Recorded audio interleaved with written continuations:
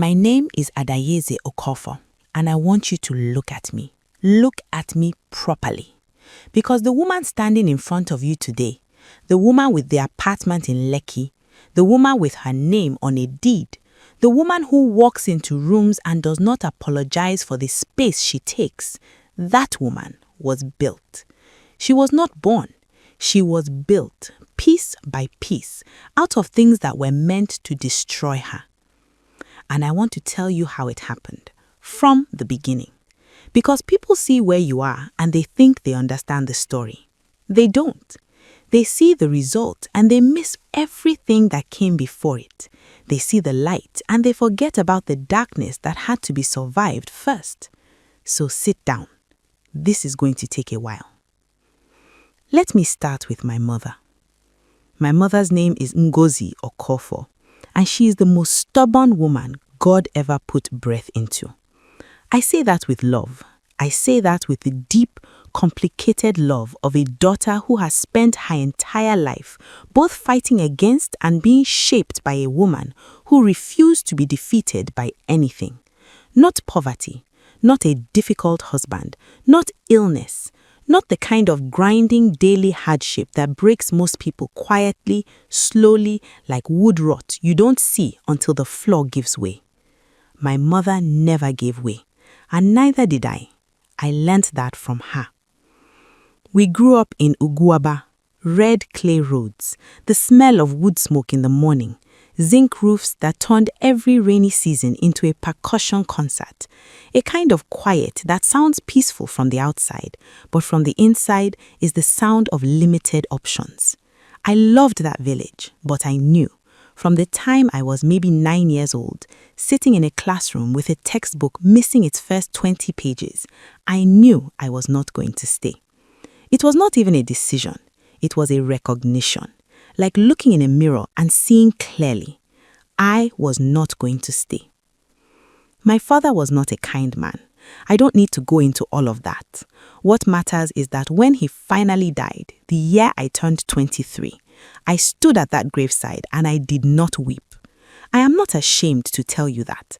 I stood in borrowed black clothes and watched them put him in the ground, and I thought, now the obstacle is gone.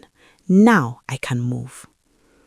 I had 4,000 naira in my purse and a first-class degree in accounting that I had worked 3 jobs to finish. I had an offer from a firm in Lagos. I had a start date. I had a plan. And then my mother collapsed. 2 weeks after the burial, Mama collapsed in the kitchen while frying akara. The doctor said it was her heart, severe hypertension, early stage failure. He said those words and I stood in that small clinic room with the peeling paint and the one rattling fan, and I looked at my mother lying on that narrow bed and I thought, I cannot leave her. I called the company in Lagos. I asked for a deferral. They said no. I explained. They said the position had to be filled immediately. I asked for 2 weeks. They said 1. I said I needed more time. They said there were 50 other candidates waiting.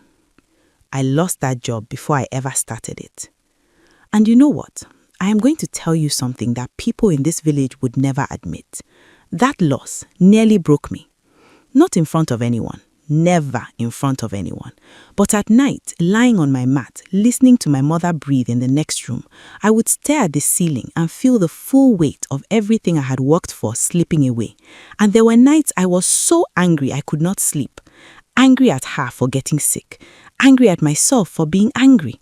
Angry at God for the timing of it all.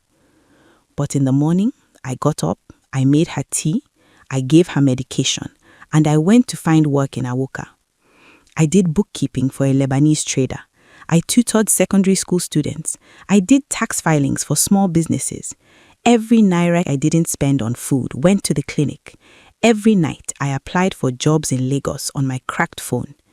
People in this village thought I had given up. They didn't know I was preparing. There was a woman at the market junction named Mrs. Amaka who sold tomatoes. We exchanged greetings every morning for months. One day I miscounted my money and came up 40 naira short. She gave me the tomatoes anyway. "Sit down," she said. I sat. "What are you waiting for?" I told her, my mother, the clinic, the job I lost. She listened. Then she said, "Some people come to wait for something and then forget what they were waiting for and just wait. They wait until they die." She looked at me directly. Don't be that person. I thought about those words every day for the next 6 months. My mother came home from the clinic on a Thursday. She came home thin, breathless, with that slightly dazed quality of someone who has had a close meeting with their own mortality. I had arranged everything: medications, follow-up schedule, a woman from 2 compounds down to sit with her in the mornings, dietary restrictions my mother would absolutely resist but which I would enforce anyway. "You are very stubborn," she told me. "I learned from somewhere," I said. She looked at me with that expression she has, the one I can never fully name, and turned back to her television program. Argument over. 3 weeks later, I got a call back from a firm in Lagos. A real one, a good one. I had applied 8 times. They called me in for an interview. I packed 1 bag. I took the early bus to Awuka, caught a connection to Enugu, and boarded a plane to Lagos for the first time in my life. The city received me the way Lagos receives everyone, with noise, heat, and a particular kind of visual overwhelming, as if the whole world had been compressed into one place and was running at double speed. I took a taxi to a small guest house I had booked for 2 nights, the most expensive accommodation I had ever paid for in my life, and I lay on that narrow bed and looked at the ceiling and felt something I had not felt in a long time. I felt like myself, the real one. The woman who interviewed me was named Mrs. Folake Adeyemi. She was maybe 50, with the kind of composure that does not come from ease, but from having survived a great number of difficult things. She wore a charcoal suit and small diamond studs, and she asked questions the way surgeons operate, precisely, no wasted movement. She said, "You left a position before you started." "Yes." "Tell me why." I told her. I did not dress it up. I said my mother was critically ill. I was the only one present who could provide care. I made a calculation about what mattered most. She said, "That calculation cost you 2 years." I said it cost me 1 job. It gave me 2 years of managing complex situations with limited resources under significant emotional pressure, which I would argue is relevant experience for any senior analytical role. She looked at me for a long moment without expression. Then she asked me to walk her through an analysis I had included with my application, a full breakdown of their Q3 report, the gap in their resource allocation, the inefficiency in their client pipeline, the places where a sharper analytical team could increase margin without additional spend. I walked her through all of it, clearly, specifically, without hedging. When I finished, she was quiet. Then she said, "We'll be in touch within the week." They called on Thursday. I was standing next to 3 cages of unhappy chickens in the Lebanese trader's courtyard when my phone rang with a Lagos number. They offered me the position, Senior Analytical Analyst, a salary that was 4 times what I was making in Awuka. I said yes. I kept my voice level. I hung up. I stood in that courtyard for a long moment with the sun very bright on my face. And then I called my mother. She answered on the 3rd ring. "Adaeze, why are you calling in the afternoon? Is something wrong?" "Nothing is wrong. I got the job, Mama." A pause. "Which job?" "The one in Lagos, the firm, the senior analyst position." Silence. Long enough for me to say her name again. "I heard you," she said finally. Her voice was strange, not quite crying, something near it. "Tell me again." "I got the job, Mama." And then she began to cry, quietly, in the particular way of women who have spent a long time not crying. And I stood there with those indifferent chickens and an old Fela Kuti song drifting over the compound wall, and I let her cry. Some moments you don't need to fill with words. Lagos, as Mrs. Amaka had warned me, was not kind, but it was alive, magnificently, maddeningly alive, and I had not come for kindness. I had come to work. I found a 1-room apartment in Yaba, small, clean, working bathroom. I bought professional clothes from a market in Surulere. I learned the bus routes and the traffic patterns. I studied the firm's internal dynamics with the same attention I had given to my interview preparation. Who trusted whom, where the real decisions were made, which relationships mattered. I was noticed quickly, not because I tried to be noticed. I had seen what happens to people who try too hard to be noticed in the first 3 months. I was noticed because I was good, quietly, consistently, precisely good. I asked questions no one else had thought to ask. I produced analyses 2 layers deeper than what had been requested. Within a year, I was promoted. Within 2 years, I was managing a team and had my name on 2 significant deals. I sent money home every month. I flew back for Christmas and for my mother's birthday. I paid my brother Emeka's final year school fees and helped him move to Lagos when he graduated. My mother called every Sunday. How are you? How is work? Have you eaten? Are you being careful? Always that last one. Are you being careful? I was happy, or something close enough to happy that I could not tell the difference. And then I got married. His name was Chukwuemeka, a man I met through a mutual friend at a work function who was handsome and attentive in the particular way of men who want something and are patient enough to wait for it. We dated for 2 years. He seemed steady. He seemed like the kind of man who understood what I had built and respected it. I found out later that what he respected was the access, but I didn't know that yet. On the day we married, I stood at the altar in a white dress my mother had cried over for 20 minutes when she first saw it, and I said my vows in front of God and everyone, and I believed every word. We opened a joint account. We made a plan, saving for a house, owned, not rented. I put in everything I had saved over 3 years. Because that is what trust looks like when you have decided to trust someone completely. You give them the whole thing, not the safe version of the thing. 18 months into our marriage, my mother had a second episode. I got the call on a Monday morning while I was preparing for a client presentation. My mother's neighbor said she had collapsed again. I called the hospital. I told my boss. He said the presentation was $40 million. I said, she is my mother. I walked out.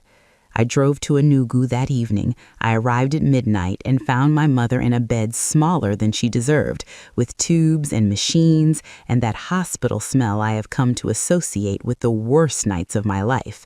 I held her hand. She opened her eyes and saw me, and something in her face released. "You came," she said. "Of course I came," I said. "Where else would I be?" I stayed. I took emergency leave. My boss called once and then did not call again, which told me everything I needed to know. I was let go by email on the 4th day, a month's severance, and a note wishing me well in my future endeavors. I read that email sitting outside the hospital at 7 in the morning, and I thought, fine, I will deal with that later. Right now, there is only this. I stayed for 3 weeks. I sat with my mother through the nights when the pain was bad. I cooked soup in the hospital kitchen because she refused to eat what they brought. I did all of this. And while I was doing all of this, Chukwuemeka was in Lagos, making different arrangements entirely. I found out from Chidima. My older sister called on a Thursday evening, and I knew from the first sound of her voice, too careful, too gentle, I knew something was wrong. "I need to tell you something, and I need you to sit down." I was already sitting in the hospital corridor on a plastic chair eating chin-chin from a paper bag because I had forgotten to have lunch. "Tell me," I said. "Emeka has been seeing Nkechi." The chin-chin went tasteless in my mouth. Nkechi, my younger sister, 26 years old, the flower girl at my wedding, the one who called me my role model, the one who borrowed my clothes when she came to visit. "How long?" I said. Not a question, a demand. Chidima's pause told me everything. Almost a year. I looked at the ceiling of the hospital corridor, dirty white with water stains in the corner. I thought, with the strange clarity that comes in moments of absolute devastation, that someone should fix that, that the people who came to this corridor in their most frightened and helpless hours deserved a ceiling without water stains. "The account," I said. "Did he touch the account?" Chidima was quiet for a moment too long. "How much?" I said. "Everything," she said. "I'm sorry." I sat with this. I let it settle into my body like cold water settles into cloth. The account, 3 years of my salary, the house money, the future we had planned, taken by a man I had trusted completely with my own sister while I was sitting in a hospital corridor trying to keep my mother alive. "Don't tell Mama," I said. "Adaeze, she is in hospital with a heart condition. Do not tell her. I will handle this." I hung up. I stood in that corridor for 30 seconds. I put the chin-chin in the bin, and then I went back into my mother's room and sat beside her bed and held her hand and smiled at her. "You look pale," she said. "I'm fine, Mama. You always say that, because I am always fine." She studied me. "What happened?" "Nothing. Rest." "Adaeze." "Mama, rest. I'm here. Rest." She closed her eyes, and I sat beside her in the dark and held her hand and let myself, very quietly and completely silently, fall apart. Not visibly, never visibly. I had learned how to do it invisibly. You learn that when there is always someone who needs you to be steady. I was steady. Inside, I was in pieces. I allowed myself that one night to be in pieces, just one. Then I put myself back together in the morning and made a list. Because that is what you do when chaos arrives. You make a list. You give the mind something concrete to grip. 1, speak to a lawyer about the account. 2, arrange my mother's ongoing care. 3, find new employment. 4, begin dissolution proceedings. 5, rebuild. I worked through the list. The lawyer told me that because Chukwuemeka was a co-signatory, what he had done was not legally theft. He had taken money from an account he had legal access to. The words technically and co-signatory and legal access sat in my chest like stones. I absorbed them. I moved to the next item. My mother came home from the hospital 6 weeks later, thin and breathless and slightly dazed. I had arranged everything again, the medications, the schedule, Mrs. Agbo from 2 compounds over. She sat in her living room and looked at everything I had arranged, and then she looked at me and said, "Tell me." "There's nothing to tell." "Adaeze." I looked at her, and then I thought about what she had said in the hospital the first time at 3 in the morning. "Don't let this place swallow you." I thought, she deserves the truth. I told her about Chukwuemeka, about the account. I did not tell her about Nkechi, one thing at a time. She listened without interrupting. When I finished, she said very quietly, "God forgive him." "Mama, God forgive him." Not as a wish, as a release, as if she were putting the weight of it somewhere it did not belong to her. Then she looked at me with clear eyes. "And you? What are you going to do?" "I'm going back to Lagos as soon as you're settled. I still have savings. I will rebuild." "From the beginning?" "Not quite the beginning. I know more now than I did. That counts for something." She took my hand. "You know what your grandmother used to say. She said the woman who can rebuild what was broken is worth 10 times the woman who never had anything broken in the first place." She held my hand firmly. "You are going to be all right." "I know, Mama." "Do you?"